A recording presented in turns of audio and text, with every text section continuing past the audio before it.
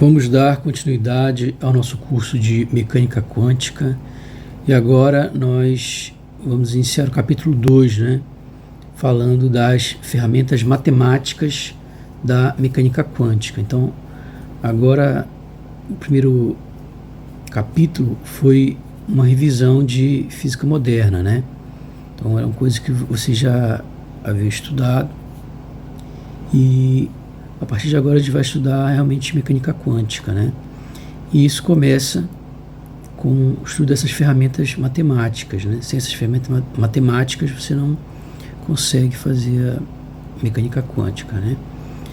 Ok, e aí a primeira coisa que a gente precisa falar é do espaço vetorial linear.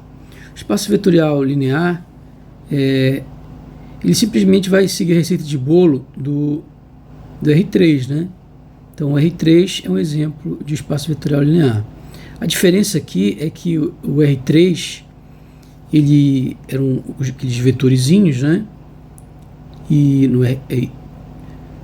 que a gente representava usando matrizes, né? A componente X, a componente Y, a componente Z. E lá a gente usava esse espaço vetorial, ele era no corpo dos reais, ou seja, os escalares, né? Por exemplo, posso dizer que o vetor aqui era uma combinação linear de vetores, né? No R3, lembra lá dos vetores de base, né? Então pode dizer que é um número real Vx vezes I mais o número real Vy vezes um vetorzinho J, né? Mais um VZ. Então essa combinação linear, vamos dizer que isso aqui são números reais, né? Então isso acontece porque isso aqui está no corpo dos reais, né? Então o espaço vetorial é toda a receita de bolo que você tinha lá para aqueles vetores do R3. São aquelas operações lá. Qualquer ente que faça aquelas mesmas operações lá é um espaço vetorial linear, né? O R3 é um espaço vetorial linear. Qualquer conjunto que tem as mesmas propriedades do R3 é um espaço vetorial linear. A diferença é que para a gente aqui a gente vai precisar de um espaço vetorial no corpo dos complexos e o R3 é um espaço vetorial no corpo dos reais, okay? É onde moram os escalares que você usa para multiplicar os vetores, né? É o que a gente chama lá era o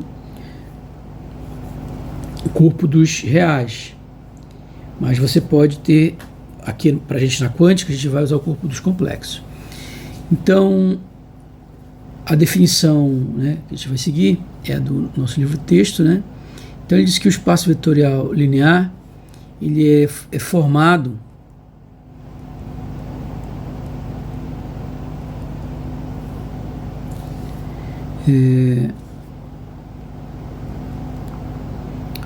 por um conjunto de vetores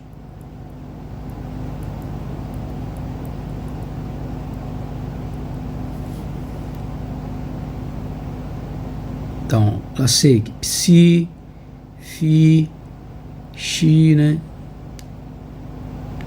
Conjunto de vetores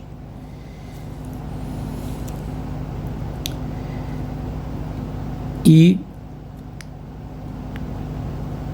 o corpo, né, é definido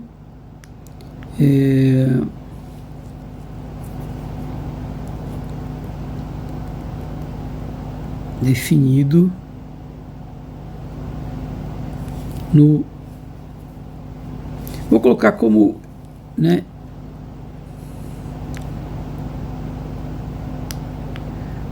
cujas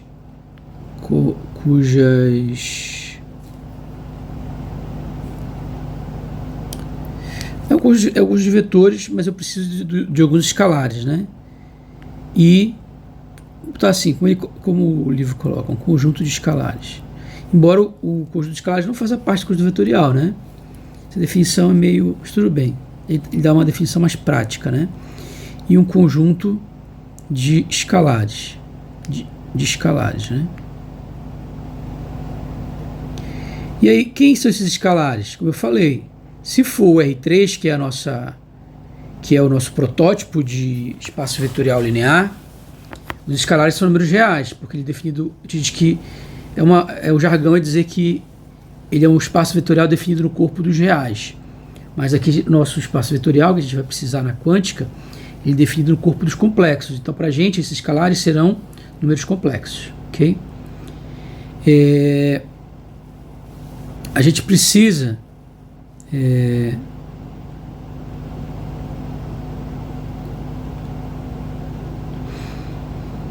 então, com uma regra de adição,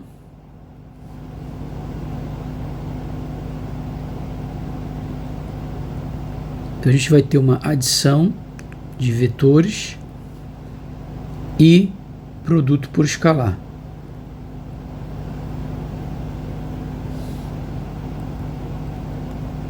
Então a gente tem essas duas operações aí, ok? Ok, mas a gente tem que ter uma receita de bolo para poder ter um espaço vetorial, né? Então essa receita de bolo é que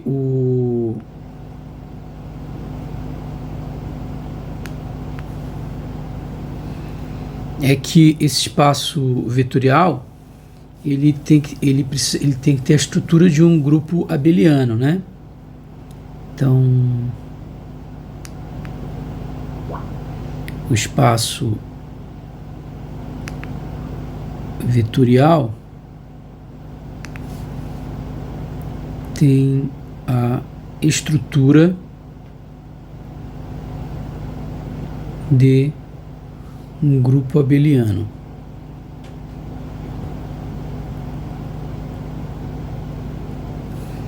E aí a gente tem o que? Ele tem que ter a propriedade de fechamento. São propriedades, né, que um grupo abeliano tem. Ou seja, se eu pegar se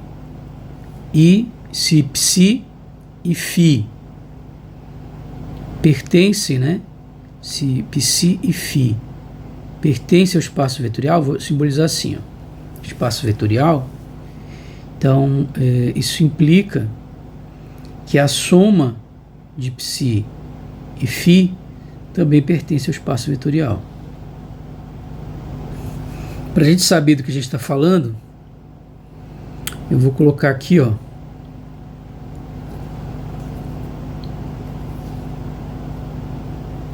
se a gente pensar, né, que o exemplo por excelência de espaço vetorial é o R3, só que não é o nosso aqui, né? Porque o R3 é no corpo dos reais. E para mecânica quântica a gente precisa de um espaço vetorial no corpo dos complexos, ou seja, os escalares são números complexos. E no R3 os escalares são números reais. Mas eu vou usar o R3 aqui como exemplo. Se eu pego um vetor V, tem um vetor V aqui, e tenho um vetor W. Então esse aqui é o vetor V mais W, né? Aqui é o V, aqui é o W. E aí a gente sabe o seguinte, que o V, como é que a gente escreve? Componente X, componente Y, componente Z. Então é Vx, Vy, Vz. E o W, o vetor W, ele tem uma componente X, uma componente Y e uma componente Z. Como é que você soma esses vetores? Você faz isso daqui, que isso aqui pertence ao R3. Isso aqui pertence ao R3. E aí você faz essa soma, você vai ter Vx mais Wx, Vy mais Wy, Vz mais Wz, né? Isso é isso que você aprendeu lá desde o ensino médio, né? Assim que a gente faz a soma de vetores. A componente x é a soma das componentes x, a componente y é a soma das componentes y, e a componente z é a soma das componentes z. E obviamente que isso aqui, ó, é um vetor coluna com 3 números reais, também pertence ao R3. Ok? Então, vale a propriedade de fechamento. Se eu somar dois vetores do R3, o resultado é um vetor do R3, tá? Então, essa é uma das propriedades aí que tem que ter um grupo abeliano, né? Então, o espaço vetorial vai ter que ter essa propriedade.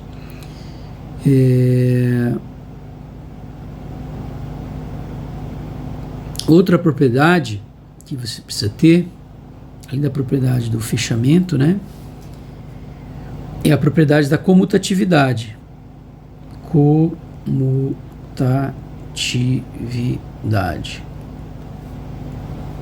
Então a gente vai usar, tá usando essas letras aqui gregas como vetor, tá? E essas letras aqui como escalar. Não vou ficar toda hora dizendo que é vetor, o que é vetor, o que é escalar, tá? Já ficou subentendido a notação que a gente vai usar aqui na nossa aula, né? Quando eu botar uma letra grega é porque é um vetor. Quando eu botar uma letra latina é porque é um escalar. Então a comutatividade vai ficar o quê? Se eu somo psi mais φ, isso é igual a φ mais psi. Aqui que está o abeliano, né? Porque o grupo abeliano exatamente está dizendo que o grupo é comutativo, tá? Então a comutatividade, vou até colocar assim, ó, um verde aqui embaixo. Ok? Então, quando eu estou falando que o grupo ele é abeliano, ele é comutativo. Abeliano quer dizer comutativo. Se ele não for abeliano, ele não é comutativo, tá? Ok. Isso tudo você aprendeu lá, estudando lá no R3, né? E você tem outra coisa que é a associatividade. Então, isso aqui todo grupo tem, né? Todo grupo é associativo. Então, você tem psi mais φ mais x. Se eu somar os dois primeiros e depois somar com o último, isso dá o mesmo resultado de eu somar o primeiro e somar os dois últimos. Eu posso fazer isso para o R3 e mostrar facilmente, né? Tanto esse quanto esse daqui. Deixei como exercício. É bem simples provar isso, né? Que é comutativo, que é associativo, né? Então, provar que o R3 obedece a essas propriedades, tá?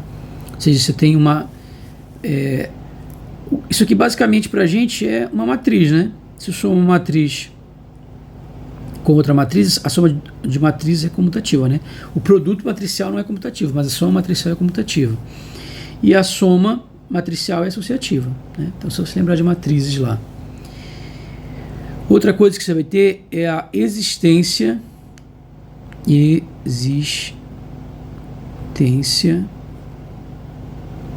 do vetor zero.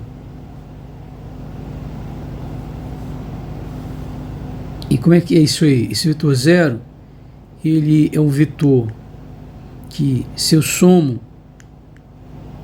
com psi, ele é igual a psi mais zero, e o resultado disso é psi, tá? Então esse que é o vetor zero, ok? E esse já é um vetor que, somado com qualquer vetor, dá o próprio vetor.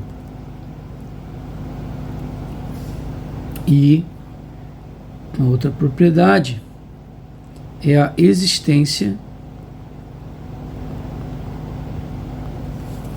do simétrico.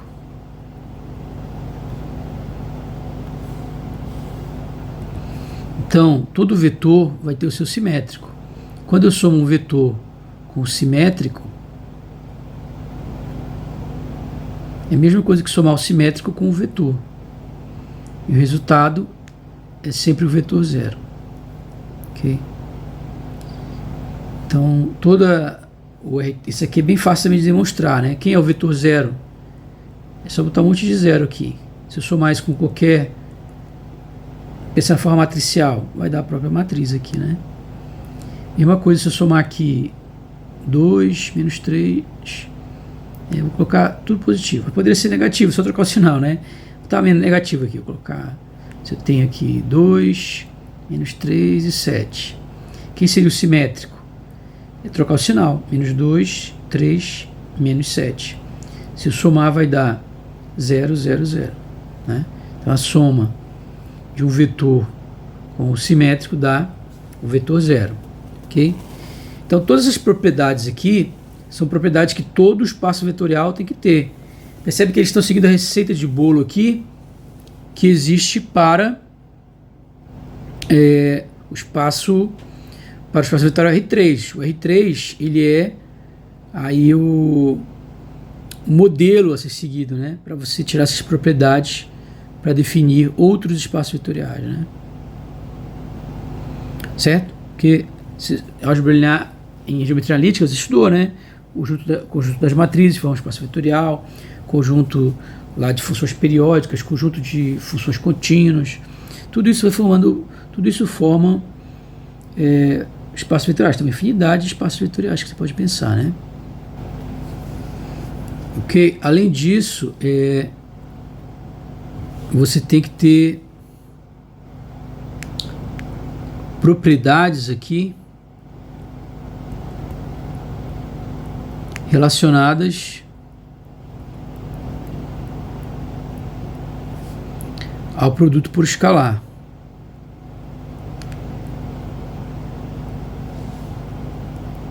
Lembrando que esse produto escalar, como a gente falou, ele pode ser um número real ou um número complexo. O R3, que é o nosso modelo mais usado, né? O modelo principal, ele é no corpo dos reais. Então, ele é mais o espaço que a gente vai trabalhar aqui na mecânica quântica, a gente vai já falar dele, ele é no corpo dos complexos, ok? Então, os escalares são nos complexos. E aí, uma propriedade que a gente tem é que se eu tenho dois vetores do espaço vetorial, isso significa que a combinação linear desses vetores também pertence ao espaço vetorial, tá? Então, a combinação linear desses dois vetores também pertence ao espaço vetorial. Outra propriedade, lembrando que quando eu estou usando letra latina, quer dizer escalar, né? Que no R3 seria o número real e para a gente na quântica é um número complexo. Como eu falei, depende de qual é o espaço vetorial. Tem espaço vetorial que pode ser definido no corpo dos reais e espaço vetorial que pode ser definido no corpo dos complexos. Você tem a propriedade da distributividade, né? Então, a propriedade da distributividade diz o seguinte, a famosa propriedade distributiva também conhecida, né? Você pode pegar o escalar e multiplicar pelo primeiro, depois multiplicar pelo segundo, né? Ou se você tem a soma de escalares multiplicado por um vetor, você pode multiplicar o primeiro escalar pelo vetor, ou você pode multiplicar o segundo escalar pelo vetor. E você tem outras propriedades que é, por exemplo, a associatividade, né, do produto de escalares, ou seja, A vezes B vezes o vetor, isso é igual a A vezes B vezes o vetor. Então, todas as propriedades definem essa operação de produto de um escalar por um vetor, e elas são as operações que definem se um espaço é um espaço vetorial, né? Ok? E também deve existir o quê? Um escalar unitário, de tal maneira que multiplicando pelo vetor, ou pegando o vetor multiplicando por ele, vai dar o próprio vetor. E deve existir um escalar zero, né? Que multiplicando, quando eu pegar zero multiplicar pelo vetor, isso vai ser igual ao vetor vezes zero, que é igual a zero. Então, isso tudo aí resume o que é um espaço vetorial. Então, sabendo que é um espaço vetorial, que basicamente tem todas aquelas propriedades que tem no R3. Então, você já sabe essas propriedades intuitivamente, que você está acostumado a trabalhar com R3, né? Você já trabalhou muitos anos aí com vetores no R3. Então, não precisa a gente lembrar dessas propriedades. Você sabe todas as propriedades, né? Você já está acostumado. É as mesmas que vai lá para o R3, tá? E agora vem um conceito mais interessante para a gente, que é o de espaço de Hilbert.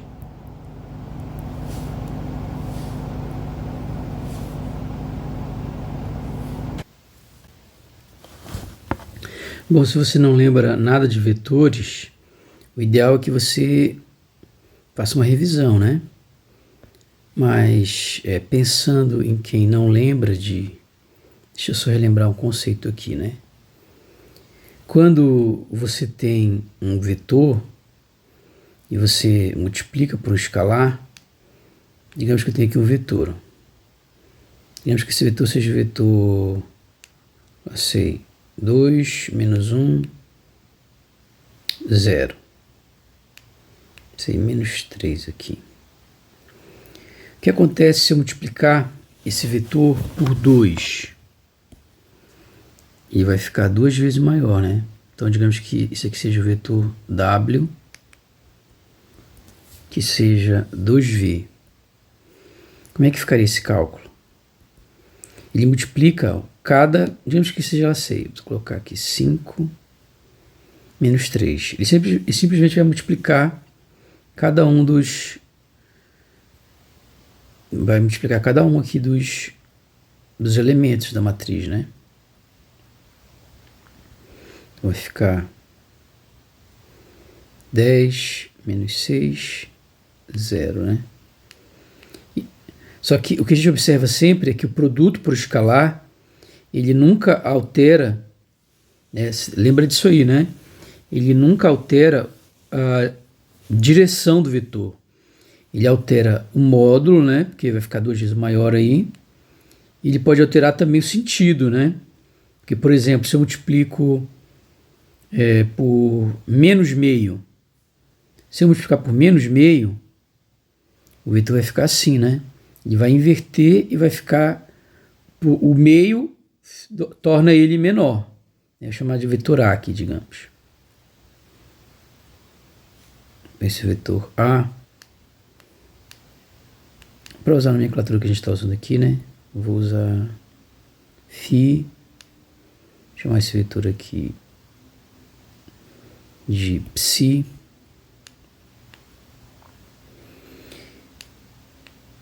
E vou criar um vetor, vou dizer que esse vetor aqui é o vetor x. Digamos que o x, esse x é menos a metade, ó, de φ. O fato de ter o meio reduz a metade o tamanho dele. E o fato de ter o menos inverte sentido. Ou seja, eu posso inverter o sentido, diminuir o tamanho, aumentar o tamanho, ou seja, eu posso alterar o tamanho e o sentido, né? O módulo e o sentido. Mas eu não consigo alterar a direção, né? Ou seja, essa reta aqui, todos eles estão na mesma direção. Ok? Então, o produto por escalar não altera a direção. E aqui, multiplicando por meio, daria menos 5 sobre 2, né? Multiplicando por isso aqui. E daria menos com menos aqui, mais 3 sobre 2 e 0. Então, uma coisa importante é que o produto por escalar não altera a direção. Ele só pode alterar o sentido e o módulo, né? Ok, agora vamos voltar para o espaço de Hilbert. O que é o espaço de Hilbert? Então, ele é um espaço vetorial. O espaço de Hilbert vai representar assim, ó.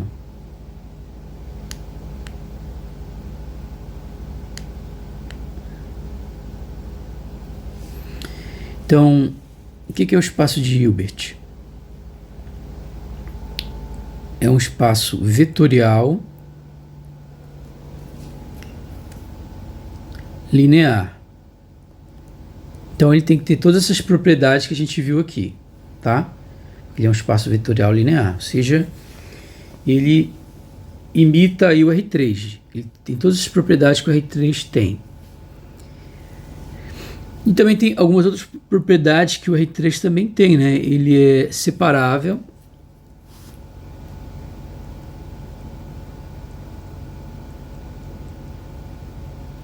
E completo. Separável e completo, o livro-texto dá uma definição aí mais rigorosa, né? Mas basicamente separável significa só que qualquer vetor que eu tiver nesse espaço, ele vai ter as componentes, né, que são valores que sempre são valores possíveis de serem representados de forma discreta. Você sempre vai conseguir escrever esses valores, né? E o fato de ser completo significa que qualquer limite, né, qualquer vetor que for obtido como um limite, né, você vai resultar num vetor existente nesse espaço, né? Ele converge, né? Então, na verdade, o limite de qualquer aproximação, ela converge, né? Ok? Converge para um vetor dentro do espaço, né? Ok? Então, basicamente é isso. Então, por exemplo, o conjunto dos racionais é um conjunto separável, mas ele não é completo, né? Porque você pode fazer aproximações, por exemplo,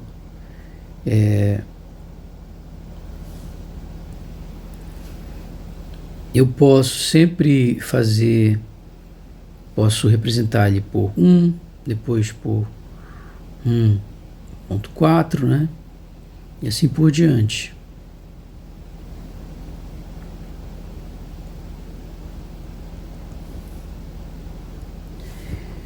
E qualquer valor nessa sequência pode ser representado por um número racional. Posso pegar esse aqui, ó, 1, 4, 1, 4, né? Posso simplificar depois, mas ó, tem uma fração que representa esse número. Então qualquer número que eu pegar, ele pode ser ele pode representar um elemento do conjunto, né? Então ele é separável. Então sempre posso representar qualquer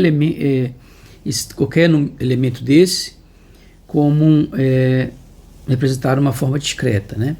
Agora, quando eu fizer o limite disso aí, dessa sequência, ela vai convergir para raiz de 2, que não pertence aos racionais. Então ele não é completo.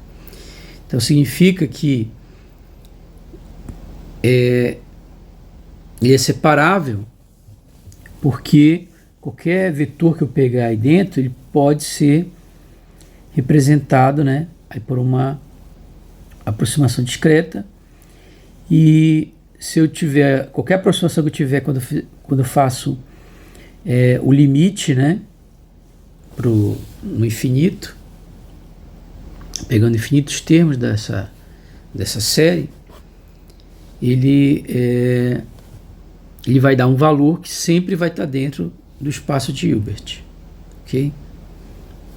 Então, basicamente isso. Por exemplo, nesse exemplo lá que eu falei ainda agora, o GA já seria um espaço separável completo, porque eu teria 1.4, 1.4, 1. Qualquer aproximação dessa aqui está dentro dos GAs. Além disso, o limite também dessa sequência, que é a raiz de 2, também está dentro dos GAs. Então ele é separável e completo. Bom, esses detalhezinhos aí são definições aí matemáticas rigorosas para você evitar anomalias do espaço, né? Então, nos problemas que a gente vai trabalhar aqui de física, são problemas todos em que as soluções são soluções que vão estar dentro dessa definição, né? Ou seja, vão ser soluções que vão representar vetores que vão estar dentro desse vão estar dentro de um espaço desse tipo, né? Ou seja, um espaço separável e completo.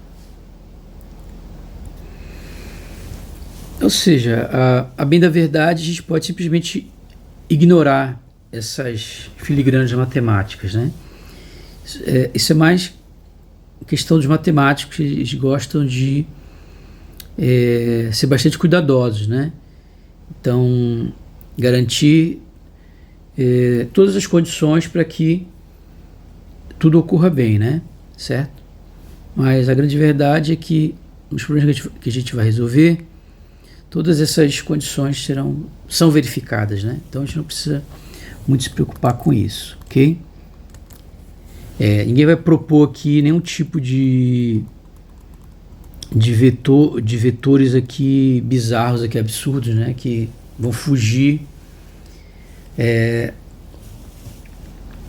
que vão fazer com que esse vetor não pertença a um espaço vetorial linear separável completo, ok? Então basicamente é isso. Isso aqui, todos os vetores que a gente vai trabalhar, eles pertencem a espaços vetoriais lineares separável completo. Então, essa definição aí do livro, não se preocupem muito com isso. Ok, o importante vai estar agora. É um espaço linear separável completo que possui, assim, para o qual é definido,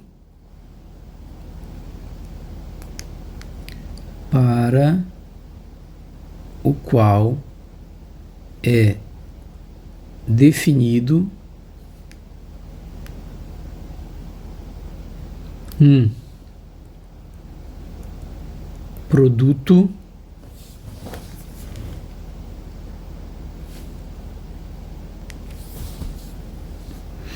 interno ou produto escalar estritamente positivo.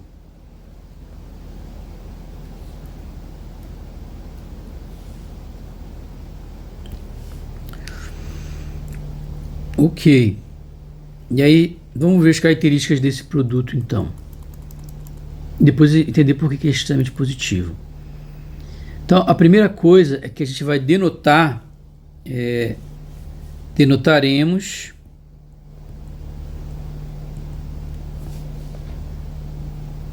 o produto, pode ser interno ou escalar, é a mesma coisa. Lembra? Como você estudou lá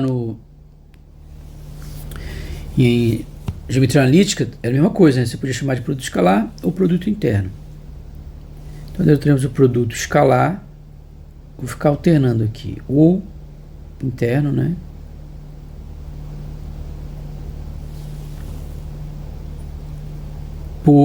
Entre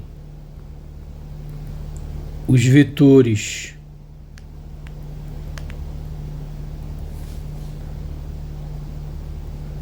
psi e φ, como escrever com um par ordenado. Essa notação de par ordenado ela é interessante, porque lembra que no par ordenado você não pode trocar a ordem, né? Porque o que acontece quando você troca a ordem no produto escalar? Esse produto escalar, ele resulta num número complexo, ok? E resulta num número complexo. Então, por que você não pode inverter a ordem? Porque ao inverter a ordem, ele vai ficar conjugado, ok? Então, o que vai acontecer?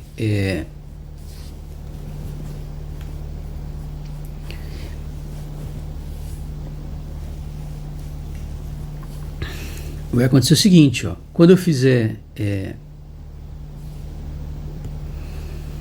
Então, a primeira coisa é notar o seguinte, ó.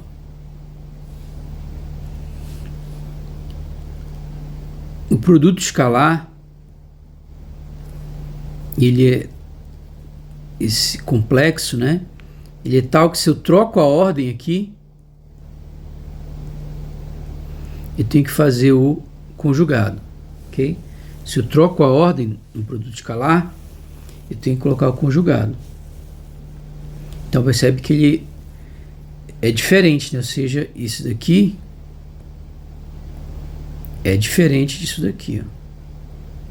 Ele é igual ao conjugado. Só vai ser igual se for o quê? Se for tudo real aí, né? Mas a priori ele é diferente. Ou seja, quando eu troco, para ele se manter igual, quando eu troco a ordem, eu tenho que colocar o conjugado. Ok? Outra coisa. Bom, antes de colocar outra coisa, eu deveria ter colocado aqui um nome para isso, né? Então, só colocar aqui, ele é não comutativo, né? Não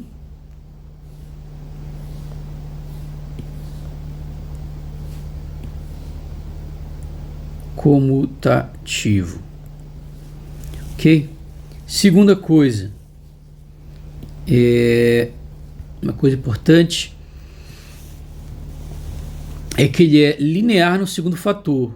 Linear no segundo fator. Isso aqui é importante. Ele só é linear no segundo fator. Então, um produto tem dois fatores, né? Então, aqui o primeiro e o segundo fator. Ele só é linear no segundo fator. Ok? Então, por exemplo, se nesse produto eu fizer o segundo fator igual a combinação linear de dizer que psi é a combinação linear de psi1 e psi2, eu vou aplicar aqui a propriedade da linearidade. Tá? Ele é linear normalmente, ó.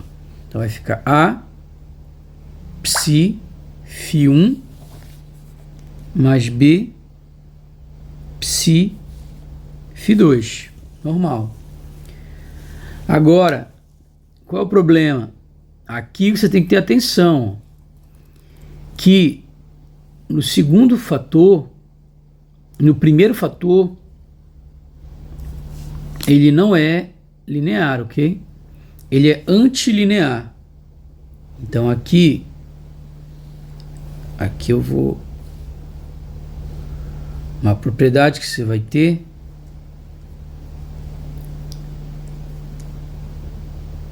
é que ele não é linear, ele é linear no primeiro fator. No segundo fator, desculpa. No primeiro fator, ele é antilinear. Então ele é não é linear, tá? Ele é antilinear no primeiro fator. Então, quando se trata do primeiro fator, ele não é linear, ok? Ele é antilinear. Então, se o primeiro fator aqui, ó. Então, eu estou fazendo esse produto, né? Do psi pelo φ. Então, o primeiro fator seria o psi. Se ele é... Então, se eu for pegar aqui, ó, o psi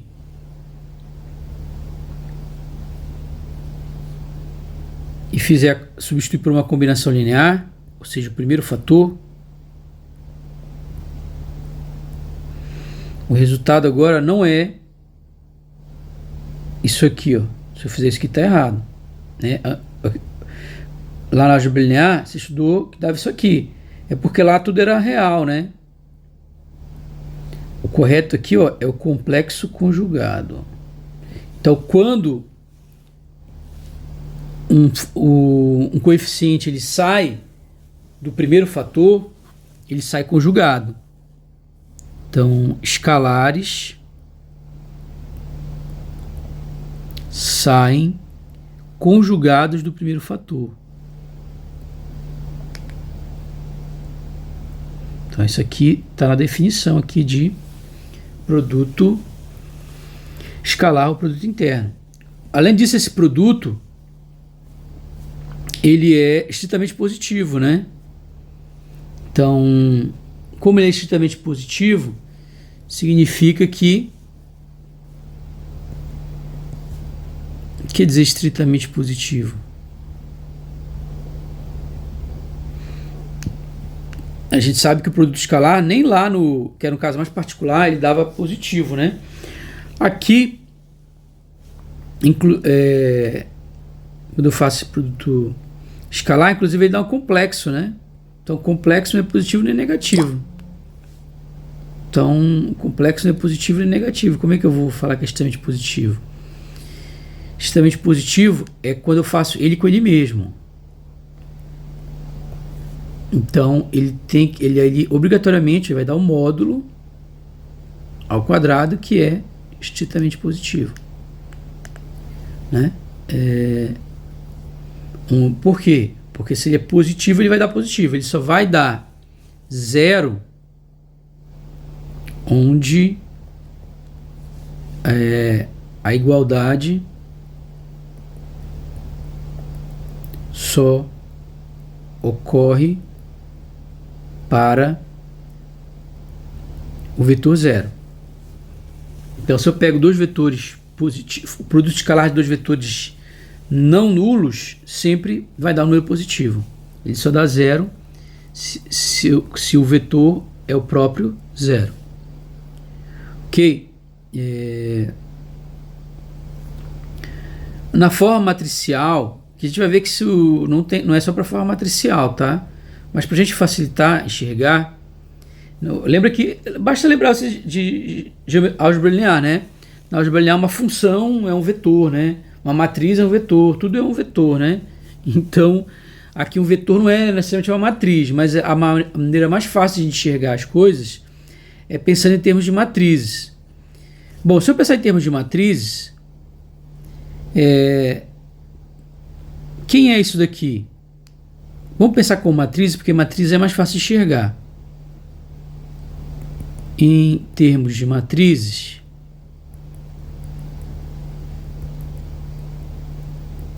o que a gente viu?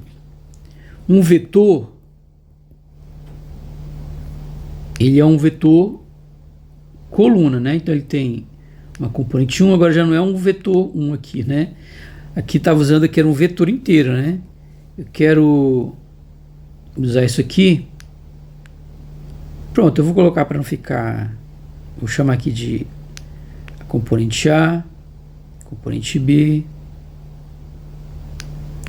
Vou chamar aqui de assim, componente A1,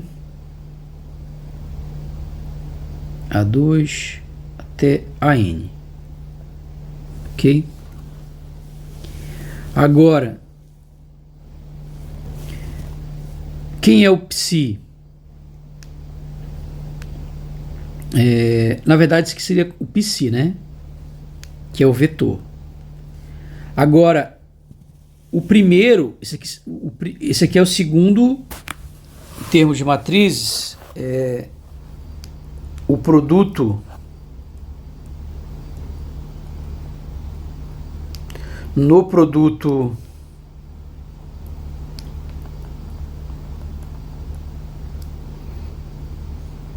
psi-φ temos, a gente tem isso aqui.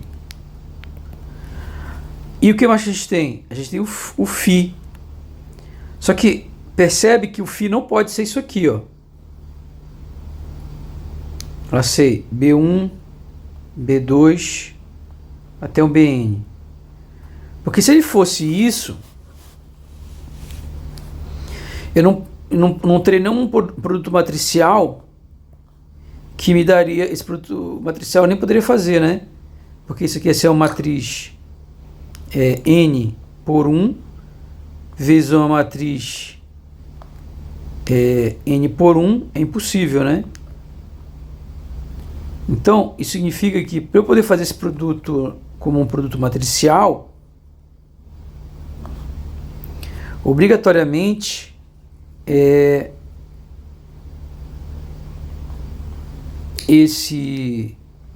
O que seria esse vetor aqui? Ele simplesmente seria uma matriz linha. A gente vai ver isso mais pra frente em detalhe, já estou só adiantando aqui, tá? Depois isso vai ser explicado melhor aqui.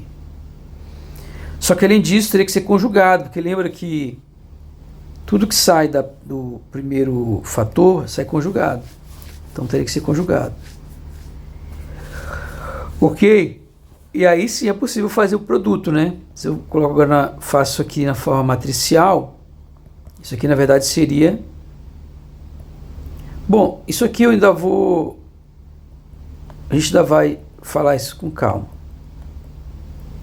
Não precisa entender perfeitamente aqui ainda. Eu só queria... A única coisa... Eu só queria mostrar isso aqui, que a gente ainda vai ver.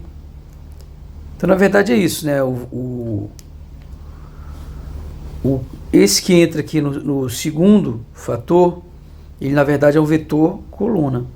Só que esse cara aqui não é um vetor coluna, ó. Ele é um vetor linha e ainda por cima conjugado, complexo conjugado. Então, para você não faz o produto, na verdade, entre dois vetores do espaço de Hilbert, né? Só o segundo vetor é que faz parte do espaço de Hilbert, tá? Então, resumindo, quando eu faço um produto escalar, só esse aqui pertence ao espaço de Hilbert. Ok? Esse daqui não pertence ao espaço de Hilbert. Esse daqui pertence ao espaço de Hilbert dual. Então, opa, troquei as bolas aqui, né? O segundo pertence ao espaço de Hilbert, né?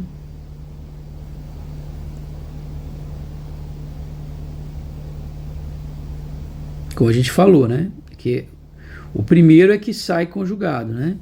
Então, o primeiro aqui, o primeiro fator, ele pertence ao espaço de Hilbert dual.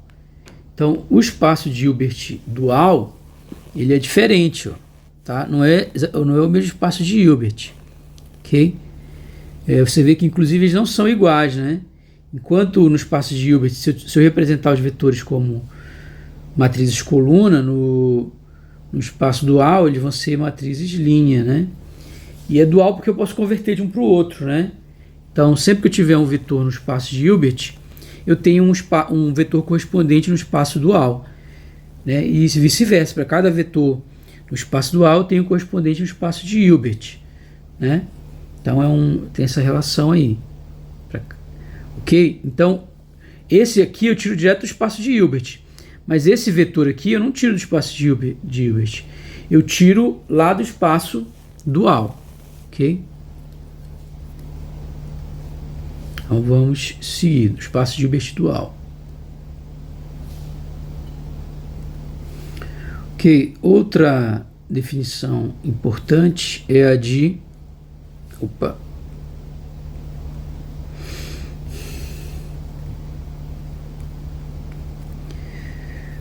Vetores linearmente independentes, né? Então, conjunto de vetores linearmente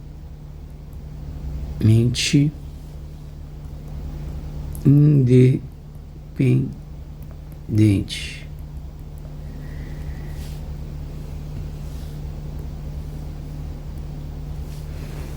Então, o que é um conjunto de vetores linearmente independentes?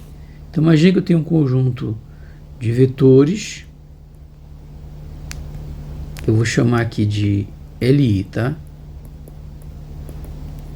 Tem um conjunto de vetores φ1, φ2, até φn. Ele é linearmente independente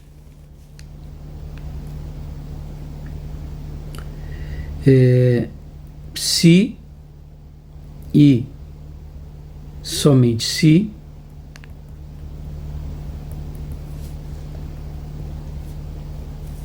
a única solução de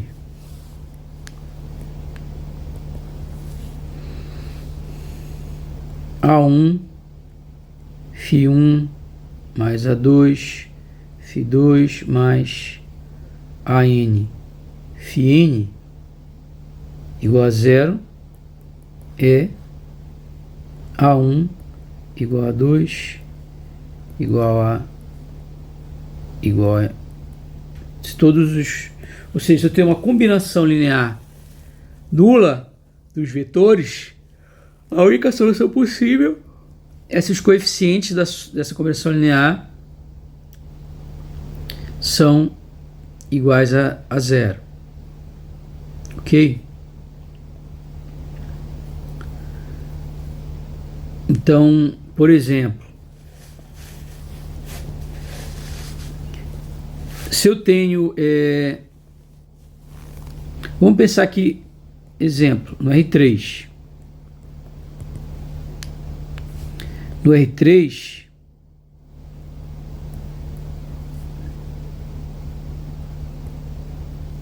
quando eu tenho lá I, J, K, esses três vetores são LI. Eles formam, né? Eles formam um conjunto linearmente independente. Todos eles são linearmente independentes entre si. Por quê? Porque se eu fizer aqui, ó,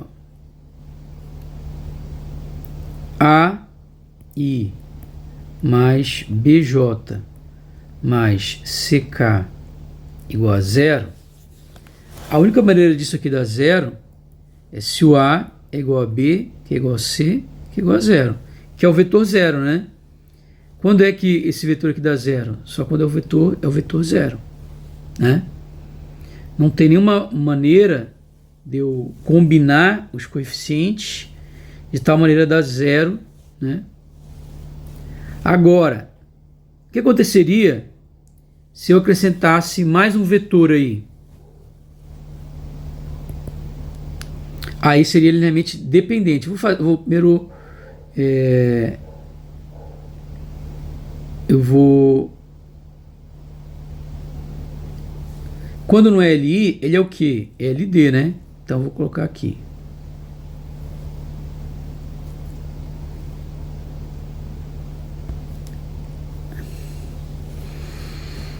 Caso contrário, o conjunto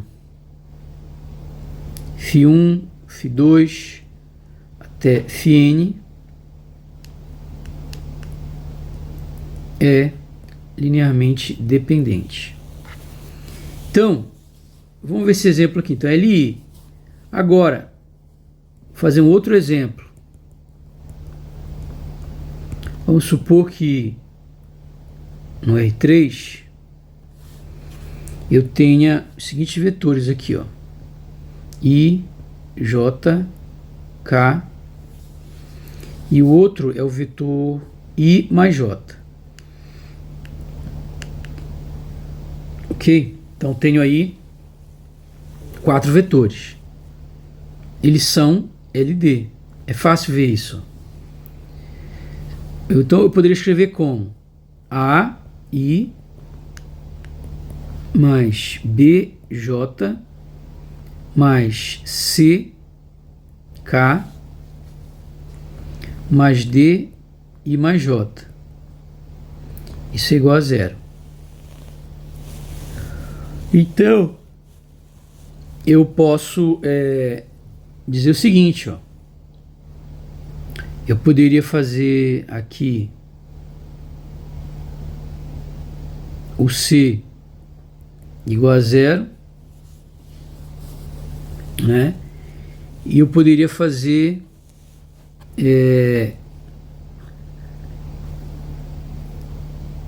aqui o A igual a menos D e o B igual a menos D. Onde D é o número que eu quiser, pode ser 1, 2, 3, né? Que é diferente de 0. Então, isso implica que A é diferente de 0, B é diferente de 0, o C é igual a 0 e o D é diferente de 0. Então, quer dizer que eu consegui zerar a combinação linear mesmo com os coeficientes diferentes de 0. Se eu consigo zerar a combinação linear mesmo com os coeficientes diferentes de 0, a gente diz que esse vetor é linearmente dependente. E aí, o que a gente observa também é que, além disso, se um dos vetores vetores pode ser escrito como combinação linear dos demais, é LD. Então, por exemplo, isso é uma outra maneira de provar se é LD. Então, aqui, ali nem precisa mostrar isso, né? Aqui, ó, e o quarto vetor, que é esse daqui, ele pode ser escrito como 1i mais 1j mais 0k. Então, ele pode ser escrito como combinação linear dos demais. Então, sempre que isso for possível, é equivalente a isso daqui, né? Então, outra maneira de mostrar que é LD é se um dos vetores, né? Se um dos vetores é a combinação linear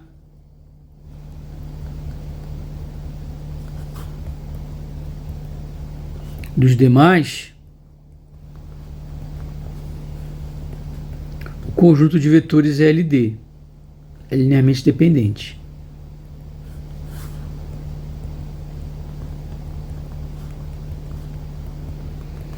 Obviamente que aqui isso não acontece, né? Aqui eu não consigo escrever I em termos de J. Não tem nenhum número que eu multiplicando por J vai dar I. Então, eu não tenho uma combinação linear possível desses dois que vai dar o K e assim por diante, né? Nenhum deles pode ser obtido como combinação linear dos demais. Então, eles são LI.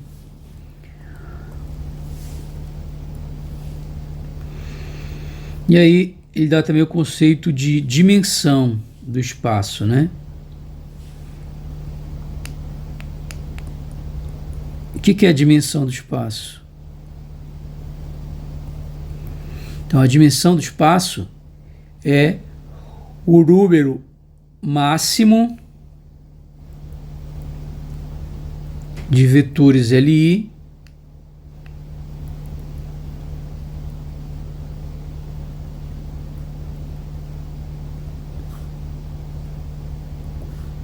que o espaço pode ter.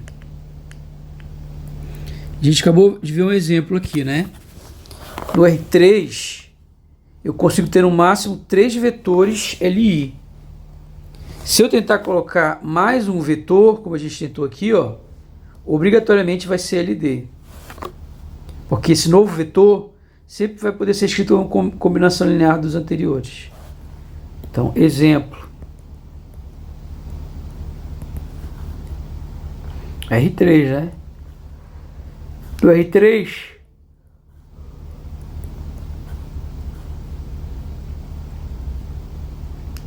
só é possível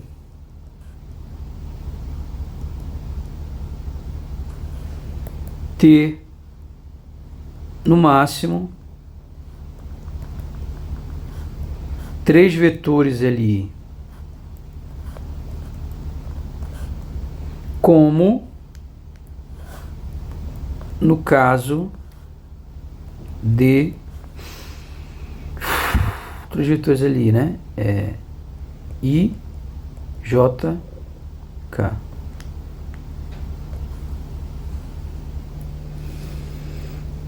Ok? Outra propriedade importante é que qualquer vetor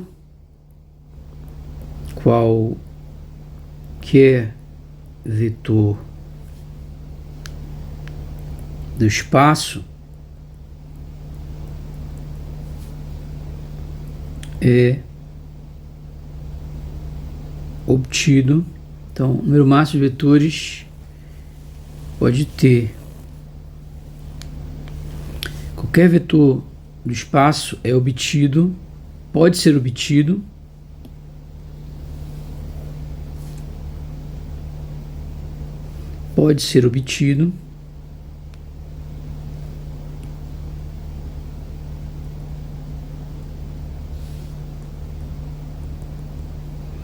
como combinação linear,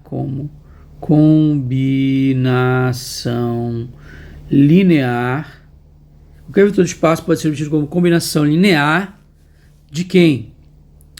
Dos vetores da base LI.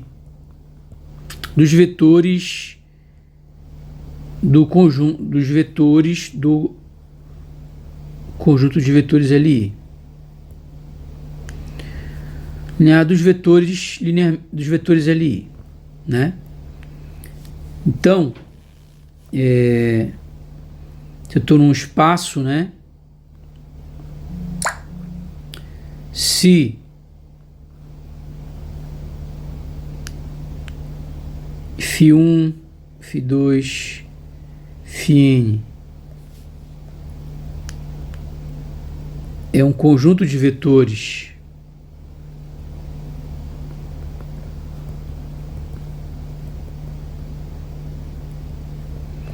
LI do espaço,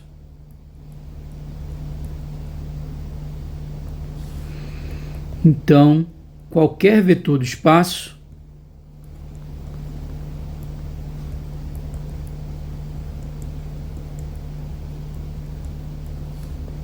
pode ser escrito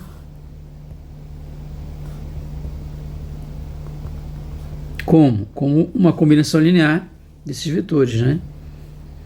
Qualquer vetor que eu tiver aí no espaço,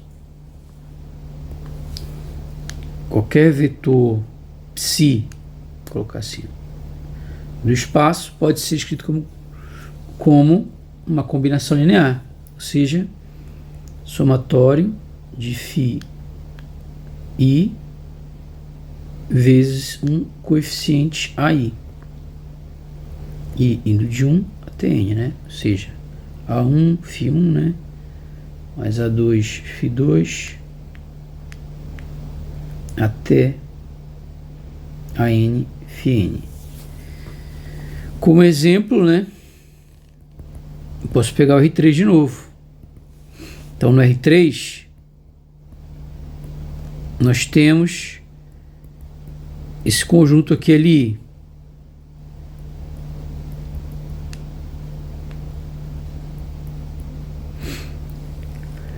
E qualquer vetor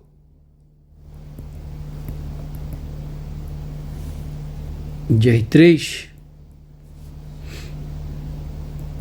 pode ser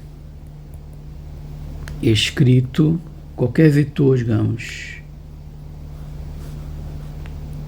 qualquer vetor V pode ser escrito como V é igual a componente x vezes i, componente y vezes j e componente z vezes k. Como uma combinação linear, aqui os coeficientes, ó, como uma combinação linear de i, j, k. Qualquer vetor pode ser escrito como uma combinação linear desses três vetores, porque eles são linearmente independentes. Ok? E aí a gente tem mais alguns conceitos, né? Um conceito importante é o conceito de base. E o que é base? A base é um conjunto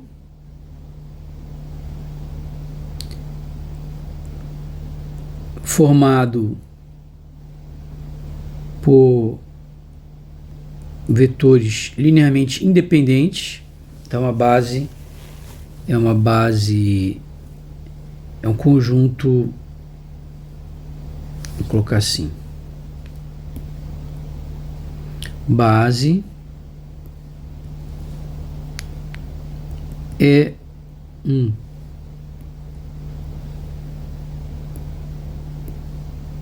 conjunto LI, tem que ser independente, onde N é a dimensão do espaço.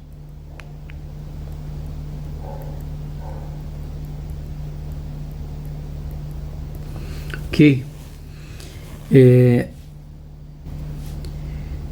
Os vetores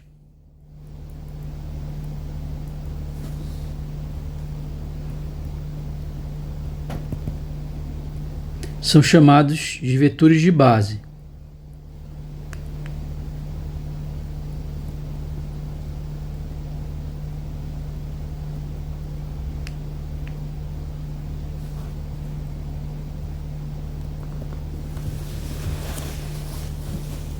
E a gente também tem uma base que é chamada uma base ortonormal, né?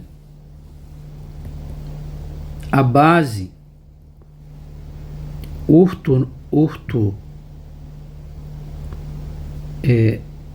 a base, na verdade, ortogonal primeiro, né? Ortogonal.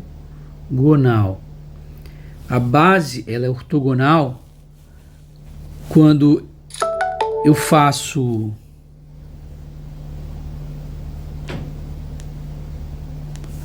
o produto, né? I, J, sempre que eu fizer o produto de dois vetores, ela vai dar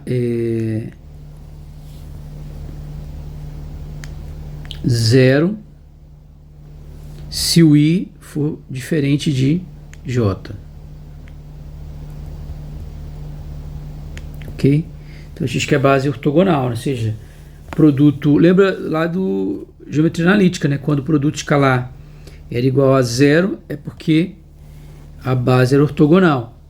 Agora, a base, ela pode ser ortonormal.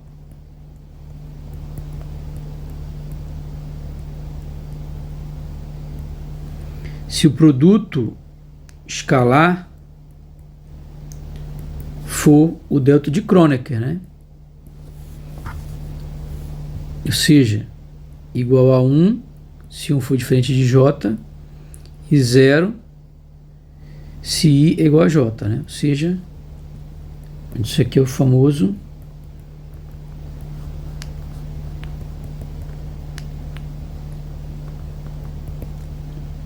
o delta de Kronecker.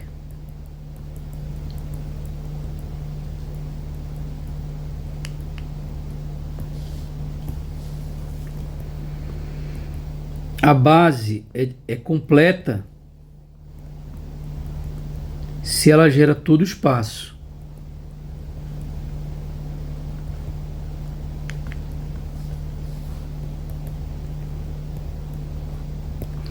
Os coeficientes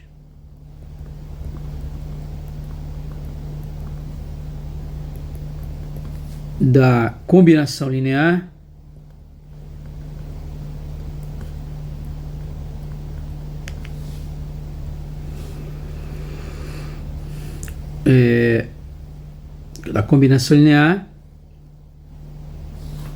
são as componentes, né? Aqui gera todo o espaço, né? Ou seja, isto é, vou colocar aqui para explicar melhor. Qualquer vetor pode ser qualquer vetor do espaço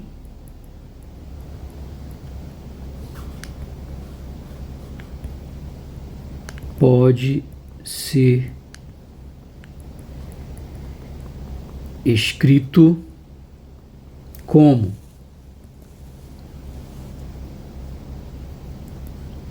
somatório AI, Φ, I indo de 1 até N. E os coeficientes da combinação linear, quem são esses coeficientes? São os coeficientes AI, são as componentes do vetor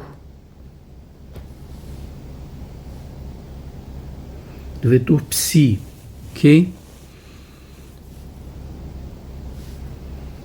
E por último, cada componente pode ser obtida como AJ igual a psi J, aliás, Φj psi. Ok, aí vamos fazer o exemplo com R3.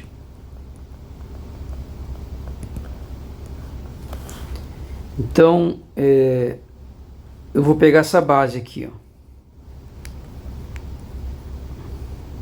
IJK.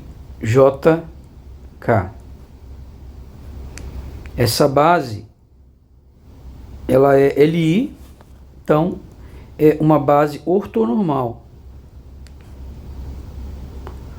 Porque além do produto escalar de dois diferentes ser igual a zero, primeiro ortogonal, né? Ortogonal. Por que a base é ortogonal?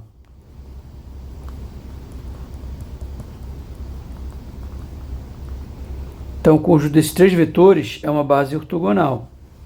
Porque se eu pego dois diferentes, né, I escalar J, isso dá zero.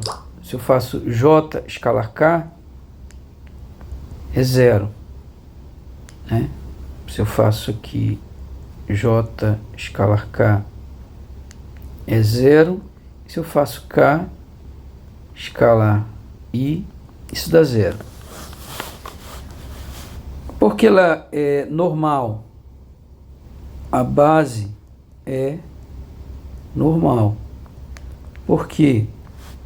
Porque se eu faço I escalar I, isso é igual a J escalar J, que é igual a K escalar K, que é igual a 1.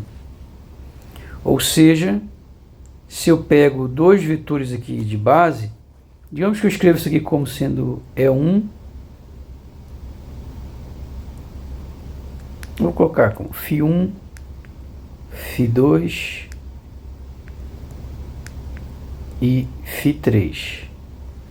Então, nesse caso, se eu escrevo dessa maneira, né? Digamos que eu escreva, vou colocar aqui. Se eu fizer assim, ó, o I eu chamar de Φ1, o J eu chamar de Φ2 e o K eu dou outro nome para ele, Φ3. Então o que vai acontecer é que ΦI, ΦJ vai ser o delta de Kronecker, ok? O que mais que a gente tem? Então a base é ortonormal, né? Então significa que IJK é uma base ortonormal.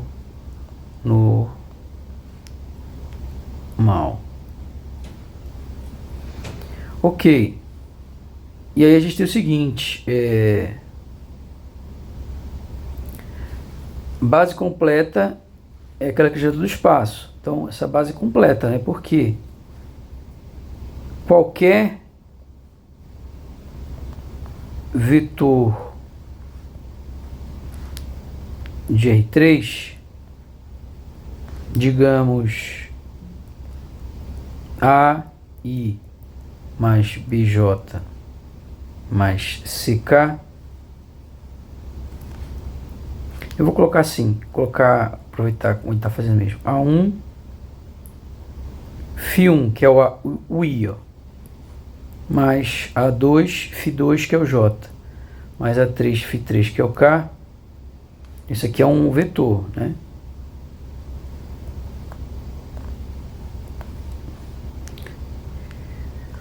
Pode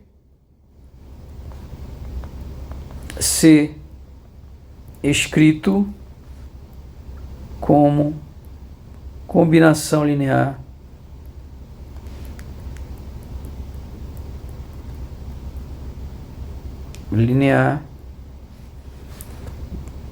desses três, né? Seja Φ1, Φ2, Φ3, ou seja, JK.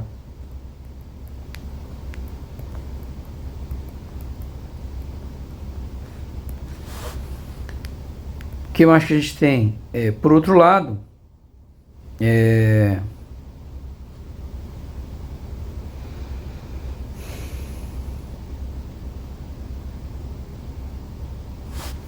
a gente tem que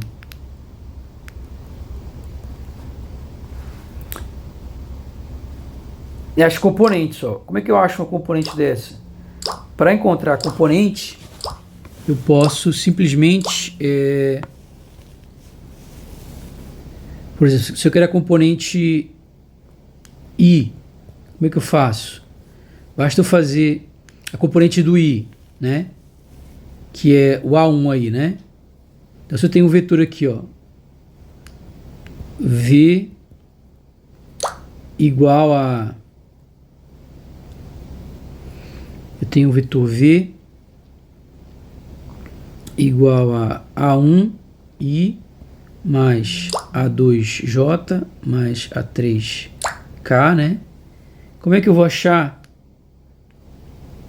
o lacei? V1, V2, V3. Eu vou ter que I escalar V igual a I